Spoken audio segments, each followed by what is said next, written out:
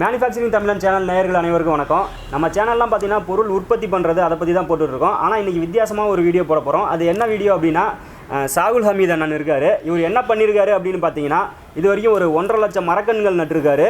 அது மட்டும் இல்லாமல் பல சமூக சேவைகள் செஞ்சுருக்காரு. அதுக்காகவே ஒரு டாக்டர் பட்டமும் இவருக்கு வழங்கியிருக்காங்க. அவரை தான் இன்றைக்கி பார்க்க போகிறோம். வணக்கங்க. வணக்கம் சார்.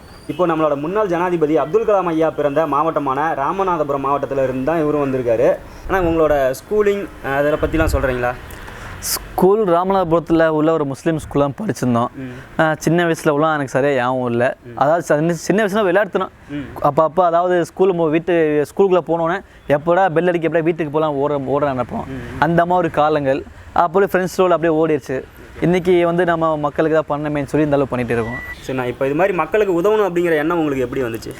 இது சின்ன வயசுலேருந்து எனக்கு இயல்பாக இருந்தது. எப்படி நான் இப்போ ரோட்டில் போகும்போதெல்லாம் எங்கள் வீட்டில் சொல்லி கொடுப்பாங்க, பைப்பு பாட்டுக்கு தண்ணியை ஓடிட்டே கிடக்கும், இந்த மாதிரிலாம் அதை அமர்த்திட்டு வாப்பா அப்படின்னு சொல்லி ரோட்டில் யாராவது போகும்போது சொல்லுவாங்க. அப்போ எங்கள் வீட்டில் ஆளுங்க சொல்லி கொடுத்தாங்க, இந்த மாதிரி ரோட்டில் போகும்போது நம்ம நினச்சா கொஞ்சம் ஹெல்ப் பண்ணணும். அதே மாதிரி நம்ம மட்டும் நல்லா இருக்கு, நம்ம மட்டும் பசியாருனா போதாது, ரோட்டில் உள்ளவங்களுக்கு நம்மளாம் மட்டும் சாப்பாடு போகணும்னு சொல்லி வீட்டிலலாம் சின்ன சொல்லி கொடுத்துருந்தாங்க. இது யதார்த்தமாக விளையாட்டுத்தனமாக ஒரு 10-20 பேர் சேர்ந்து ரோட்டில் அப்பப்போ உள்ளவங்களுக்கு சாப்பாடு கொடுக்குறது, இந்த மாதிரி பண்ண ஆரம்பித்தோம். இன்றைக்கி ஒரு டீமாக பண்ணிகிட்டு இருக்கோம். இப்போ நீங்கள் என்னென்ன உதவியெல்லாம் பண்ணிகிட்டு இருக்கிறீங்க? இப்போ உதவிகள் பார்த்தீங்கன்னா, அதிக அளவில் மரக்கன்று நட்டுக்கிருக்கோம். சரி, என்ன எதுக்காக மரம் நடுறோம்னா, இப்போ இந்தியா 2020 வல்லரசுன்னு கலாம் ஐயா சொல்லியிருந்தாங்க. இது ஒரு சில காரணம் நடக்கலை, நம்ம அரசியல் பேசுவது அடுத்தபட்சம். இருந்தாலும் வல்லரசு விரைவில் மாறும் நம்பிக்கை எனக்கு இருக்குது. ஆனால் கண்டிப்பாக பார்த்தீங்கன்னா வல்லரசு ஆயிரும்.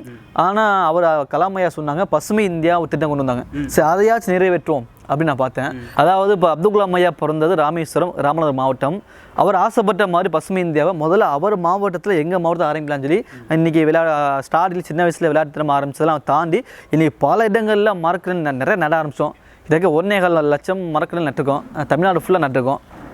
இன்றைக்கி பார்த்தீங்கன்னா அதில் ஒரு வருத்தமான செய்தி, ஒரு குறிப்பிட்ட மரங்கள் பட்டு போயிடுது. ஆனால் வரக்கூடிய காலங்கள் இதெல்லாம் இல்லாமல் நல்லா பக்காவாக பண்ணணும் அப்படின்னு ஆசைப்பட்றேன். மரக்கன்றுனா எது மாதிரி மரக்கன்றுலாம் நட்டுட்டு இருக்கிறீங்க? இன்றைக்குள்ள நிலைமை பார்த்தீங்கன்னா நிழல் தரக்கூடிய கன்றுகள், எப்படின்னா அந்த வேம்பு, பொங்கன், பாதம், பூவரசன், வாகை, இந்த மாதிரி நல்ல நிழல் தரக்கூடிய கன்றுகள் இருக்கிற மாதிரி வரலாம். ஒன்றும் இல்லை, இந்த பாருங்கள், இப்போ இந்த இடத்துல யாரோ வேப்ப மரம் வச்சுருக்காங்க. இந்த வேப்ப மரம் இருக்கிறதுனால இன்னைக்கு கேமரா நான் நிற்காது. நம்ம 2 ஆங்கர் நீங்கள் நிற்கிறீங்க, நான் இன்றைக்கி நிற்கிறேன். இல்லைன்னா நம்ம அந்த நிழல் நிற்போமா? அப்போ யாரோ ஒருத்தங்க வச்சனால நம்ம பயன்படுறோம். அந்த மாதிரி நம்ம இன்றைக்கி வைக்கக்கூடிய மரத்தினால 4 பேத்துக்கு நிழல் கிடைக்கும், பறவை இனங்கள் வரும், கூடட்டி சந்தோஷம் வாழும், சுத்தமான காற்று கிடைக்கும். ஒருத்தர் பண்ணுறதுனால ஏகப்பட்ட நன்மைகள் கிடைக்கும். மக்கள் இதை புரிஞ்சுக்கிற மாதிரிறாங்க. வருங்காலங்களில் கண்டிப்பாக புரிஞ்சுவோம் நான் நம்புகிறேன். இப்போ இந்த மரக்கன்று நடுறதுக்குலாம் உங்களுக்கு பணம் தேவைப்படும்ல? ஆமாம். அது எதுலேருந்து எடுக்கிறீங்க? உங்களுக்கு யாராவது உதவி பண்ணுறாங்களா இல்லை நீங்களே பார்த்துக்கிறீங்களா? இப்போ எப்படின்னா, என்னுடைய ஆட்டோவில் பார்த்தீங்கன்னா ஒரு நாளைக்கு நான் அசால்ட்டாக ஒரு 1000 ரூபா சம்பாதிச்சிடுவேன். ஏன்னா என் ஆட்டோ நிற்கிற இடங்கள் ஃபுல்லாக அதிகமான பழக்குலங்கள் நட்பு வட்டங்கள் எனக்கு இருக்கிறனால நிறைய இடங்களில் சவாரி அதிகமாக ஓடிடும். எனக்கு ஒரு 1000 ரூபா சம்பாதிப்பேன் ஒரு நாளில். இப்போ ஒரு நாளைக்கு ஒரு 300 ரூபா 400 ரூபா பெட்ரோல் போக ஒரு பாக்கி 600 ரூபா நிற்கும். ஒரு 300 ரூபா வீட்டுக்கு கொடுத்துருவேன், பாக்கி 300 ரூபா கையில் சும்மா இருக்கும். இப்போ எனக்கு ஓப்பனாக சொல்ல போனால் இந்த பீடி சீர்த்து எந்த பழக்கம் முடியாது. எனக்கு கல்யாணம் ஆகலை, செலவு ரொம்ப கம்மி, எந்த செலவும் முடியாது. அப்போ டெய்லி ஒரு 200-300 ரூபா நான் எடுத்து வச்சுக்கிறேன். ஒரு 30 நாள் மாதம் கணப்பனா ஒரு 8000-7000 நிற்கும். ஒரு 4-5 மாதம் ஒரு அமௌண்ட் சேர்த்துனா 30,000 மிஞ்சும். டக்குன்னு ஒரு இடத்து மொத்தம் ஒரு பண்ணைக்கு போயிடுது. ஒரு லாரி, ஒரு வண்டி, பெரிய வண்டி நிறையா மொத்தமாக ஒரு 10,000-20,000 மரக்கன்று வாங்கிட்டு வந்து வீட்டில் அடிக்கிடுவேன். மாடியில் இப்போ இடம் இருக்கிறது அடிக்கிடுவேன். அப்படி கேட்கும்போது எல்லா மக்களும் கொடுத்துட்டே இருப்பேன். அது மாதிரி நீங்கள் வாங்குறப்போ உங்களுக்கு அவங்களும் ஏதாவது கம்மி ரேட்டு கொடுக்குறது அது மாதிரிலாம் கொடுக்கும்? ஆமாம். இப்போ நான் ஒரு 1000 கன்று வாங்கினா ஒரு 50-100 கன்று சேர்த்து கொடுப்பாங்க. சந்தோஷம், வைங்க தம்பி, எங்கள் பேரச்சில் வைங்க தம்பி, நட்டுட்டு போங்க. நாங்கள் வியாபாரம் பண்ணுறதா இருந்தோம், நீங்கள் எல்லாம் பண்ணுற பக்கம் எங்களுக்கு யோசனை ஆகும். எக்ஸ்ட்ரா 50 கன்று தர கொண்டு போங்க, சந்தோஷமாக எங்களை வழி அனுப்பிச்சு வைப்போம். ஓகே, சூப்பருங்க. சமீபத்தில் பார்த்தீங்கன்னா எங்கள் ராமநாதபுரம் மாவட்டத்தில் ஒரு கர்ப்பிணி பெண்ணுக்கு ரொம்ப ஒரு ஆப்ரேஷன் பண்ணுற மாதிரி, அதாவது குழந்தை திரும்பிக்கிடுச்சு நம்ம நினைக்கிறேன். ஆப்ரேஷன் பண்ணி எடுக்கணும், பெல்ட் தேவை அப்படின்ட்டாங்க. கடைசியில் பார்த்தா ஏபி நெகட்டிவ், அது எங்கேயுமே கையில் ரொம்ப ரேரு. கடைசியில் சுற்றி வளைச்சி ஒன்றுமே பண்ண முடியாத சுச்சுவேஷனில் ஆப்ரேஷன் பண்ணால் தான் குழந்தையும் காப்பாற்ற முடியும், தாயையும் காப்பாற்ற முடியும் டாக்டர் சொல்லிட்டாரு. அப்புறம் அலசி ஆரஞ்சில் என் ஃப்ரெண்டு ஒரு டிரைவர் தான் வந்து கடைசி ரத்தம் கொடுத்தாரு. ரத்தம் கொடுத்தோன்னே ஆப்ரேஷன் முடிஞ்சு, ரத்தம் கொடுத்தோன்னே குழந்தை நல்லபடியாக ஆப்ரேஷன் பண்ணி எடுத்துட்டாங்க. ஆம்பளை பையன் ரொம்ப சந்தோஷப்பட்டாங்க. கடைசியில் போய் டிரைவருக்கு சந்தோஷம், நன்றி தம்பி, உங்களால் தான் தம்பி குழந்தை கிடச்சிருக்கு, எங்களுக்கு ஆப்ரேஷன் பண்ணி என் மகளும் பொழைச்சிருக்கு, ரொம்ப சந்தோஷம் தம்பி. நாங்கள் ஒன்றுமே சொல்ல, நீங்களும் உங்கள் குழந்தைகளும் இதே மாதிரி சந்தோஷமாக தான் எங்களுக்கு அது போதும் தாயே. இதே மாதிரி உங்கள் சொந்தக்காரங்க சொல்லுங்கள், உங்கள் நண்பர்கள்ட்டையும் இதே மாதிரி ரத்தம் பண்ண சொல்லுங்கள் அப்படின்னு சொல்லி ஷார்ட்டாக முடிச்சு நாங்கள் வந்துட்டோம். அதனால் ரத்தம் கொடுக்குறனால மனசை குறைஞ்சி போகிறோம். 3 மாதம் 4 மாதம் ஒரு கொடுக்குறதுல நம்ம ஒன்றும் குறைஞ்சி போக கிடையாது. இதனால் நமக்கு நன்மை, மற்றவங்களும் பயன், அவ்வளோதான் சார். இப்போ ஆட்டோலாம் பார்த்தீங்கன்னா இதில் நிறைய வைஃபை ஃபெசிலிட்டி இருக்குது, அதே மாதிரி மேலே ஒரு ஏரோப்ளேன் இது மாதிரி இருக்குது. இது வந்து எப்படி எந்த ஐடியா உங்களுக்கு? அதாவது இன்றைக்கி பொதுமக்களுக்கு பார்த்தீங்கன்னா கண்டிப்பாக வைஃபை தேவைப்படுது. இப்போ இன்றைக்குள்ள இலங்கையில் பஸ் ஸ்டாண்ட்லாம் ஆட்டோ போய் நிற்கும். யாராவது ஒருத்தவங்க தம்பி ஒரு கொஞ்சம் பாஸ்வேர்டு சொல்லுங்களேன், நான் ஒரு மெசேஜ் பண்ண ஒரு பேசிக்கிறவங்க, ஒரு ஆஃபீஸ்க்கு மெயில் பண்ண தம்பி நான் ஆஃபீஸில் மறந்து விட்டேன், ஒரு பாஸ்வேர்டு தர மூலியமாக நான் ஒரு மெயில் பண்ணிக்கிறேன் அப்படிம்பாங்க. அவங்களுக்கு கொஞ்சம் யூஸ்ஃபுல்லாக இருக்கும். வண்டியில் வரவங்க யூஸ் பண்ணிக்கலாம், நானும் யூஸ் பண்ணிக்கலாம், அதுக்காக வச்சுருந்தேன். அப்புறம் ஃப்ளைட்டுன்னு பார்த்தீங்கன்னா அது ஃப்ளைட்டுங்கிறத சொல்லலாம். எப்படின்னா வந்துட்டு ஒரு லக்கேஜ் வரவங்களுக்கு பெரிய பெரிய சூட் கேஸ் எல்லாம் இருந்துச்சுன்னு வைங்களா, உள்ள வைக்க இடம் பத்தாது, வச்சாலும் அவங்க ரொம்ப டிஸ்டர்பன்ஸாக இருக்கும். சரி மேலே ஒரு கேரியல் வைப்ப சொல்லி செட் பண்ணும்போது யோசித்தேன். அந்த நேரத்தில் பார்த்தீங்கன்னா என்னோட நண்பன் ஒருத்தர் ஒரு ஃபைட்டிங் வீடியோ பார்த்துருந்தாரு. சரி ஒரு கேரிலேயே ஒரு ஃபைட்டு வரி ராக்கெட் வரையில் செஞ்சால் என்னன்னு சொல்லி யோசித்தேன். அது தகுந்த மாதிரி நானாக ஒரு நெட்டில் சர்ச் பண்ணி பார்த்து ஒரு வடிவம் கிடச்சிச்சு. இந்த மாதிரி செஞ்சு கொடுத்தா என்ன அப்படின்னு சொல்லி கேட்டேன். அவர் செஞ்சு தந்தார்.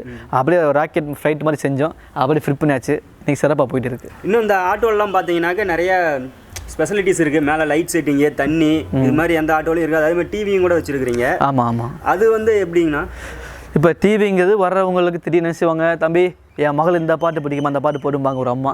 டக்குன்னு யூடியூப் சர்ச் பண்ணுறது, அப்படியே ப்ளூடூத் ஆப்ஷன் தானே, டக்குன்னு ஒரே மொபைலை கையில் கொடுத்துருவேன். ஒரு என்ன பாட்டு பிடிக்கும் பாரு தம்பி இருப்பேன், சவுண்டு வைக்காம சவுண்டு வச்சு கொடுத்துருவேன். ஒரு அரை மணி நேரம் 1/4 மணி நேரம் கூட வருவாங்க. அவங்களுக்கு ஒரு தனி விதமான ஒரு ஃபீல், சந்தோஷம் எனக்கு. ஆமாம், எனக்கு அவங்க கொடுத்த அந்த சவாரி காசு எனக்கு ஒரு சந்தோஷம், நான் வாங்கிக்கிடுவேன். இப்போ தண்ணி எப்படின்னு பார்த்தீங்கன்னா, இப்போ ஒரு ஆட்டோ நிற்கன்னு வைங்களேன், ஒரு ரொம்ப கஷ்டப்படுற ஃபேமிலி ஒருத்தர் ஆட்டோவில் வரன்னு வைங்க, திடீர்னு அப்பா தண்ணி தெவிக்க அப்படின்னு சொன்னாங்க, நினச்சிவாங்க இருப்பா அந்த வீட்டுக்கு போயிடும் அப்படிம்பாங்க. சப்பாஸ் ரொம்ப அந்த குழந்தை தாகம் எடுத்து அழுதுச்சுருவீங்க, நிப்பாடி டக்குன்னு ஒரு வாட்டர் பாக்கெட் வாங்கி கொடுப்பாங்க. அந்த வாட்டர் பாக்கெட் 2 ரூபா தான் விற்றாங்க. அது பிளாஸ்டிக், அது குடிக்கிறனால அந்த குழந்தைக்கும் கிடையாது, பிளாஸ்டிக் மண்ணும் கிடையாது. அதெல்லாம் இந்த மாதிரி ஆட்டோவில் தண்ணி செட் பண்ணிட்டோம்னா வரவங்க குடிச்சுக்குவாங்க, நாமளும் குடிச்சுக்கலாம். இப்போ ரோடு வர நினச்சினா காவல்துறை நிறைய பேர் வெயிலில் காவல்துறை வேலை பார்க்குறாங்க, அவங்கள பார்த்தா ஏன் குடிச்சிட்டு போவாங்க. ஒரு ஸ்கூல் வரமா அந்த வண்டி நின்றுச்சுன்னா கூட ஒரு பிள்ளைங்க எப்பவும் குடிச்சிட்டு போவாங்க, வேலை பார்க்குறவங்க குடிச்சிட்டு போவாங்க. ஏன்னா தாகத்துக்கு தண்ணி கொடுக்குறது நமக்கு பெரிய நன்மை தானே, அதனால அதை வச்சிருந்தேன் சார். ஓகே, ரொம்ப நல்லதுங்க. சரிண்ணா, இப்போ உங்களுக்கு வந்து இந்த சமூக சேவைக்காக டாக்டர் பட்டம் கொடுத்துருக்காங்க. ஆமாம். அது எப்படின்னு சொல்கிறீங்களா? அதாவது உலக அமைதி பல்கலைக்கழகம்னு ஒரு யூனிவர்சிட்டி, அமெரிக்கா யூனிவர்சிட்டி, சென்னையில் ஒரு பிரான்ச் இருக்குது. எங்கள் மாவட்டத்தில் ஒரு ராமணன் ஒரு பிஆர் இருக்கார். இங்கே நான் பண்ணுற விஷயங்கள் ஃபுல்லாக இங்கே சொல்லியிருக்காரு யூனிவர்சிட்டியில். இந்த மாதிரி ஆட்டோ டேபிள் மாறினாட்டு இருக்காரு, டெய்லி சாப்பாடு கொடுக்காரு, ரத்தம் நல்லா பண்ணுறாரு. அவருக்கு ஒரு நம்ம யூனிவர்சிட்டி சார் ஒரு கௌரவம் கொடுத்தா என்ன, சின்னதாக ஒரு அவார்டு கொடுத்தா என்னன்னு சொல்லி பேசியிருப்பாங்களே. இப்போ அவங்க அனுப்பினோன்னே என்னோடய ஃபேஸ்புக்கில் உள்ள நான் பண்ண டீட்டெயில்ஸ்லாம் நிறையா ஃபாலோ பண்ணிட்டு ஒரு டாக்டர் பட்டம் கொடுத்தா என்ன, இத்தனை லட்சம் நட்டுருக்காரு அப்படின்னு சொல்லிட்டு அவங்களா பிளானிங் பண்ணி கொடுத்துருக்காங்க. எனக்கு டாக்டர் பட்டம் கொடுத்து எனக்கு மட்டும் கிடைச்சனில்ல, ஒட்டுமொத்த ஓட்டுநர்கள் சமுதாயத்துக்கு கிடைச்சதை நான் அந்த இடத்துல நான் உணர்ந்தேன். எனக்கு ரொம்ப பெருமையாக இருந்தது. ஒட்டுமொத்த ஓட்டுநர் சமூகத்துக்கு பெருமையாக இருந்துச்சு அந்த டாக்டர் பட்டம். நான் வாங்கின விட எங்கள் அப்பா அம்மா தான் ரொம்ப சந்தோஷப்பட்டாங்க, எனக்கு அது மகிழ்ச்சி. ஓகே, இது மாதிரி சாதாரண ஆளுக்கு டாக்டர் பட்டம் கிடைக்கிறதுலாம் வந்து ஒரு சாதாரண விஷயம் இல்லை. ஆமாம் ஜி, ஒரு நிமிஷம் நான் சொல்லிக்கிறேன். அதாவது ஸ்டார்டிங்கில் பார்த்தா எங்கள் வீட்டில் வரும்போது ரொம்ப சண்டை ஃபைட் பண்ணாங்க. ஏன் காசு அப்படி கரையாக்கிட்டு இப்படி மரணாரன் அது நேரம் சாப்பாடு ஏன்ப்பா இல்லை அப்படின்னாங்க. ஒரு 10 வருஷமாக துறைச்ச கஷ்டப்பட்டேன். என் வாழ்க்கையில் நான் எவ்வளோ கனவு கண்டிருக்கேன். நான் கண்ட கனவு எதுவுமே பழிச்சது இல்லை, எதுவுமே எல்லாமே ஃபெயிலியர் தான், எது எடுத்தாலும் ஃபெயிலியர் தான். இந்த ஆட்டோ டிரைவிங் தொழில் தான் கை கொடுத்துச்சு.